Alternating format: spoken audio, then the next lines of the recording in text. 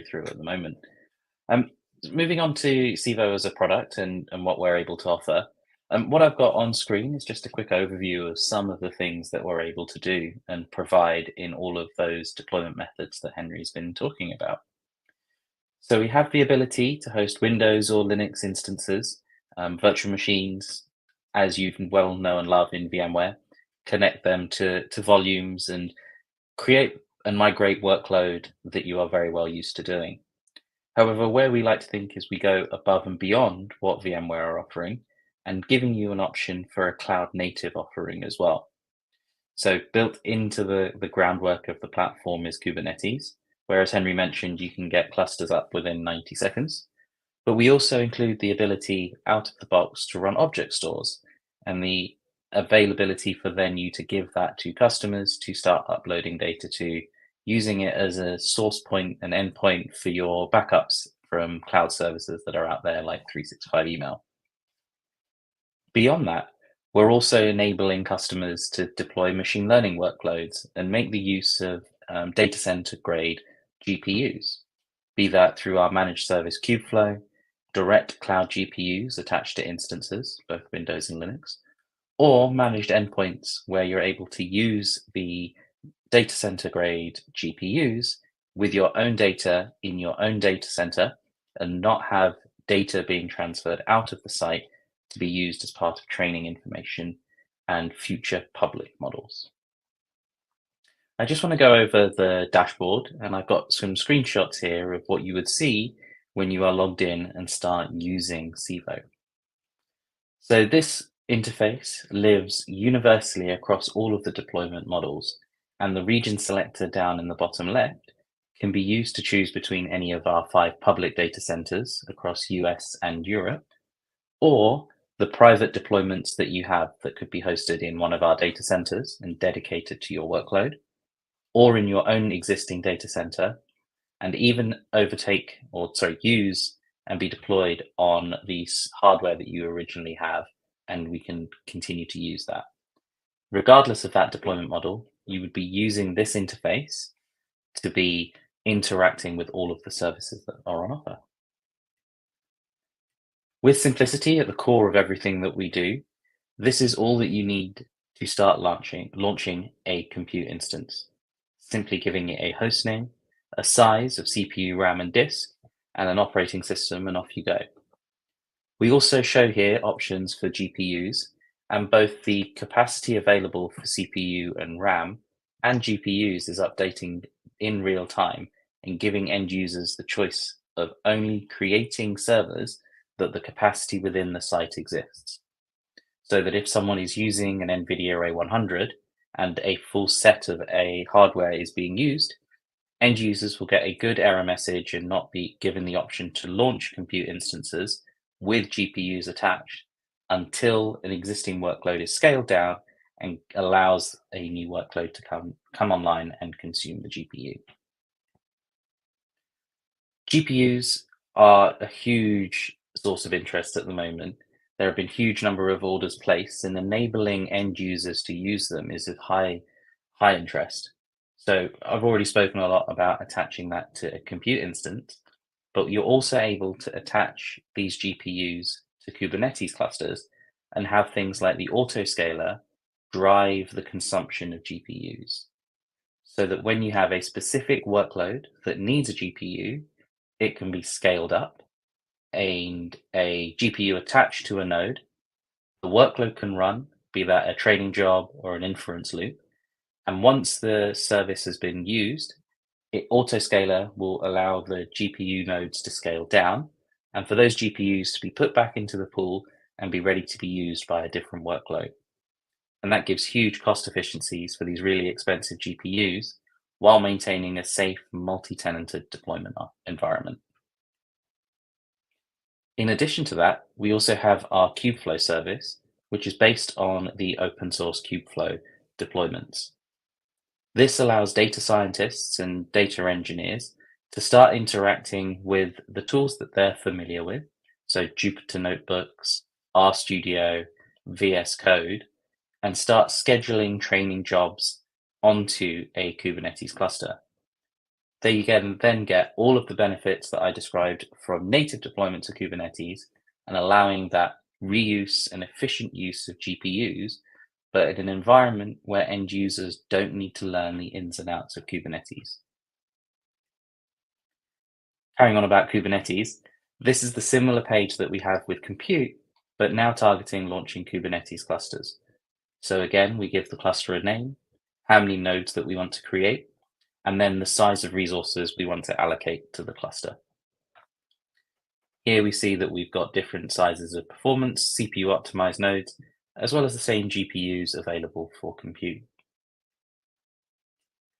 CivoStack Enterprise has a fully software-defined network that allows the dynamic creation of segments that can be assigned to individual customers or environments.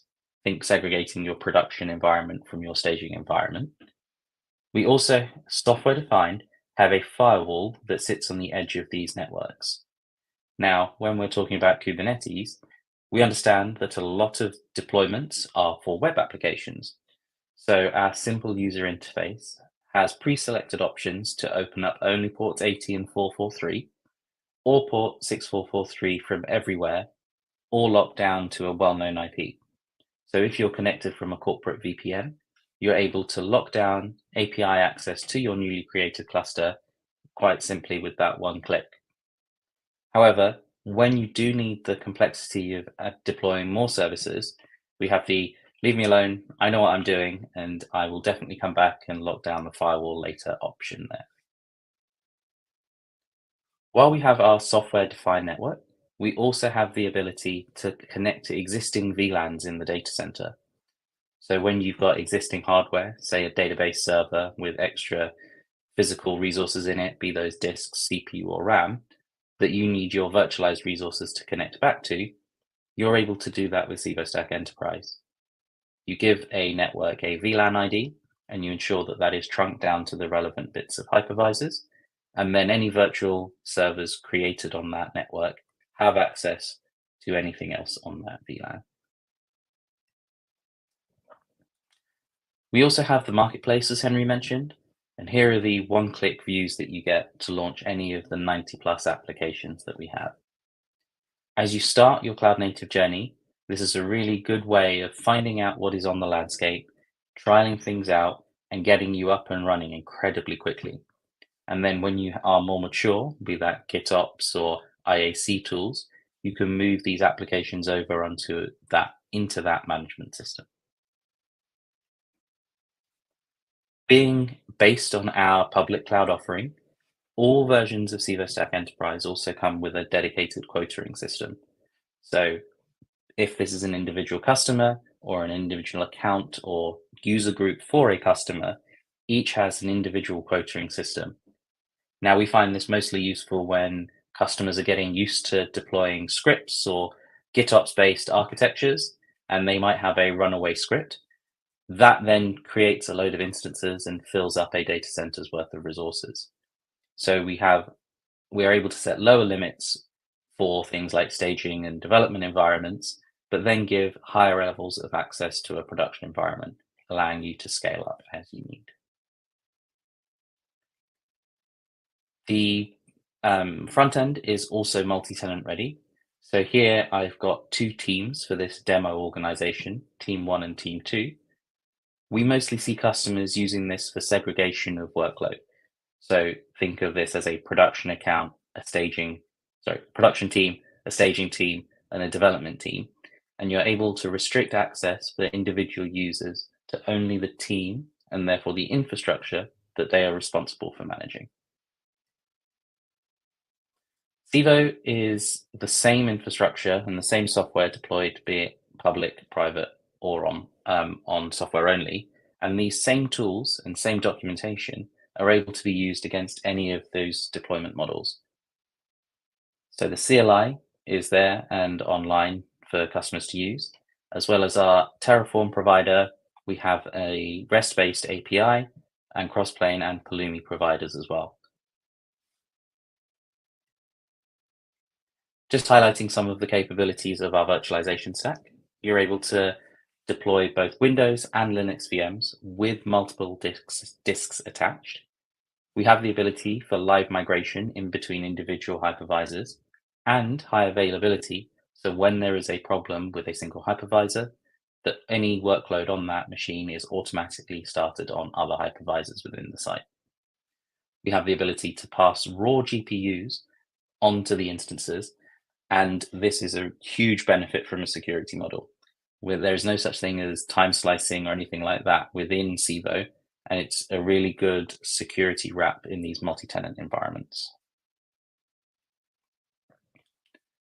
We are able to connect to existing SANs or deploy into a hyperconverged environment, and our software-defined network only requires a handful of VLANs to be trunked down to all hypervisors.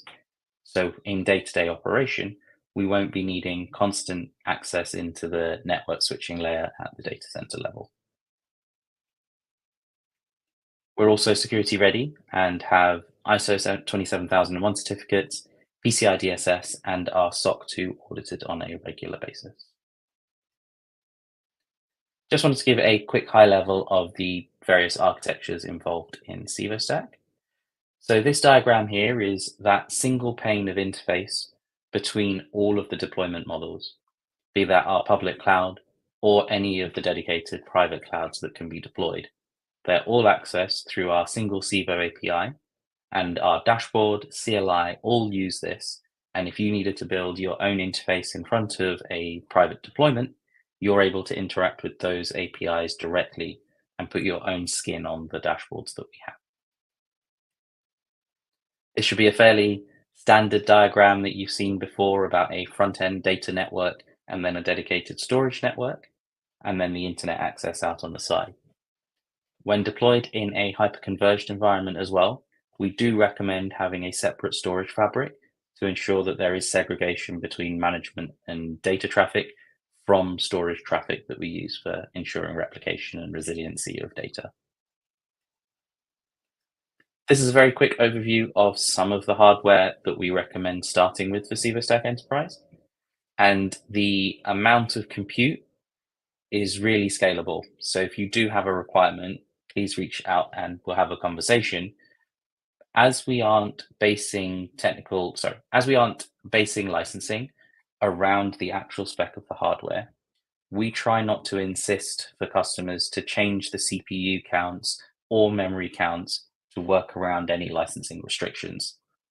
Our goal is to ensure that you're able to deploy the most green, energy efficient, and high density hardware into a data center. And we've seen deployments with up to 128 cores per server and 1.5 terabytes of RAM to be shared across virtual machines. We do have a tool that allows migration of existing VMs over from VMware into Civo. And as we're able to reinstall hardware, once you've fully migrated a single hypervisor of VMs over, you're able to then reinstall that as Civo and carry on a migration. I have a quick video to show of this, so I'll just kick that off now. Migrating your VMware instances to Civo. Today, we're going to guide you through a straightforward process that will seamlessly transition your VMware instances to Civo's cloud platform. Let's get started. First, let's ensure our current VMware instance is running as expected. For the purposes of this demo, we'll be moving a virtual machine running Nginx. Now, we'll access the VMware instance's console and demonstrate a running Nginx server. On the VM's console, log in using the credentials. Once in, we'll run the curl localhost command to verify Nginx is operational. Next, let's confirm the web page is active. We'll now open a web browser and navigate to the VM's specific IP address. We're ready to start the migration to Civo. Head over to the VMware Importer tool at Civo's website. Now log into Civo using the Continuous Civo option and enter your relevant credentials. Once in, select the ESXi import option and enter the necessary ESXi host and user details. Be careful with the password entry. For this demo, I have selected the demo region, whereas you'd be selecting your own private region or one of the Civo public regions, if applicable. In the importer, I am going to select the default settings for this demo, but you can select other options for network and firewall if required. Next, click on Fetch Data to retrieve your VM information. Then, in the table that appears, select the VM you wish to migrate by ticking the box next to the desired VMs. You can override the defaults if you wish to migrate an instance to a different region, network, or firewall. Finally, initiate the migration by clicking Import to Civo. This will start the process of importing your instance to Civo's platform. Once the migration is complete, we'll connect to our new Civo instance. Use SSH to connect to the provided IP address for the CivoStack instance with the login credentials. After successfully logging in, we'll verify the Nginx server's operational status. This will ensure everything migrated correctly. The final step is to access the Nginx server through the new CivoStack instance IP address to confirm it's up and running. You will also get the ability to create the IP addresses in the subnets of your choice, should you want to keep the IP address unchanged. And that's it. You have successfully migrated your VMware instance to Civo.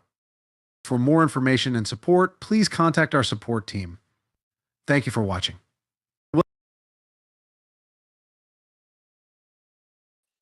Great. So that link there that I've got up on screen is a link to that video if you did want to share it after the call. I wanted to give a quick overview of one of our customers that we've helped really get the most out of the hardware that they had on site, defense.com. So not only are defense.com using our public cloud regions to deploy a front-end web application on our cloud native tools, including Kubernetes, auto-scaling, and object storage, they also have a private cloud deployment where we've helped spec out the various CPU, RAM, and disk combinations to ensure that their use case can be easily supported and allow for rapid growth in their own data center.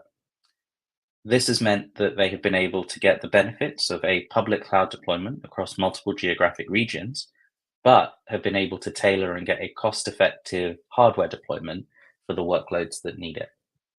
We're also working with defense.com to get the accelerated GPU-based insights into the data that they are processing. I just want to end by reminding you of all of the ways that we can work and deploy Civo. So that's on the public cloud in our 5 regions, a private cloud where the hardware is dedicated to yourselves and provided by Civo. That can be either in a data center of your own choice or in one of the sites that we have already, but ensuring that it is dedicated and only your workload is deployed to it. If you have an existing hardware investment and you have a few more years to run of that, you can get the software only stack where we will install all of the capabilities we've showed today onto that hardware and allowing you to migrate from VMware over onto that hardware empowered by Civo. Or as smaller edge deployments in sites, manufacturing sites or labs, that's of huge interest at the moment when there are GPUs to allow for inferencing to be done on site very close to the data. If you have a huge amount of cameras that all need to be doing processing, rather than sending all of that data out to the cloud for processing, that can be done locally in the manufacturing site or the lab, and only key information sent up to services hosted into the cloud. I think that's everything that I have.